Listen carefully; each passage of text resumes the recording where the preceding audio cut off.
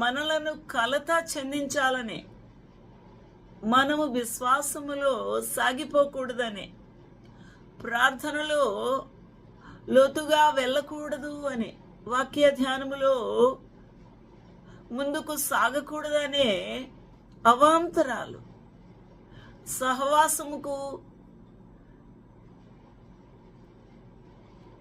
ముందంజ వేయకూడదనే అవాంతరాలు, కుటుంబములో బిడ్డల మధ్య, భర్త మధ్య, భార్య మధ్య అర్థం చేసుకునే అవకాశము పోగొట్టుటే అపవాది యొక్క తంత్రం. కాబట్టి ఈ మహాశ్రమలు అగ్నితో పోలుస్తూ ఉన్నాడు.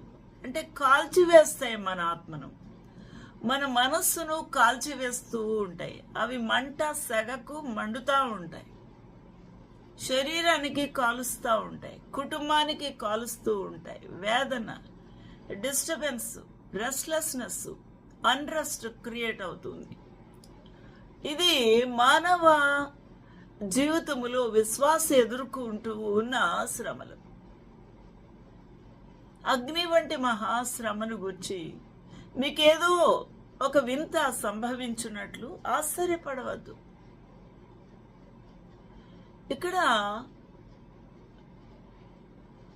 మనము ఆలోచన చేసినప్పుడు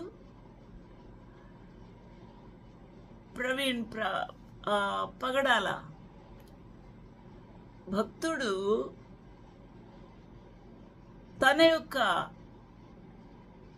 పరిచర్యలో ఎదురైన శ్రమ, ముందుగానే తనకు కలిగిన థ్రెట్స్, తను గ్రహించిన ఆ యొక్క అగ్ని వంటి శ్రమ ఎదుర్కొన్నాడు.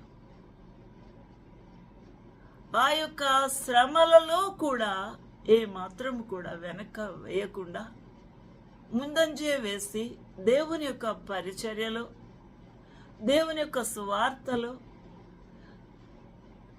తన మీద ఆధారపడుతున్న వారిని ఏమాత్రము కూడా చిన్న చూపు చూడకుండా వారిని ముందుకు నడిపించుటలోను, ప్రోత్సాహపరచుటలోను తన పాత్ర ఎంతగానో ప్రాముఖ్యముగా నెరవేర్చి ఉన్నది. అందువల్ల తన ప్రయాస ఎరిగినవాడు, తనకు కలిగిన శ్రమను గుర్తించినవాడు, తనకు ప్రమాదమును కూడా గుర్తించుకున్నవాడే అయిన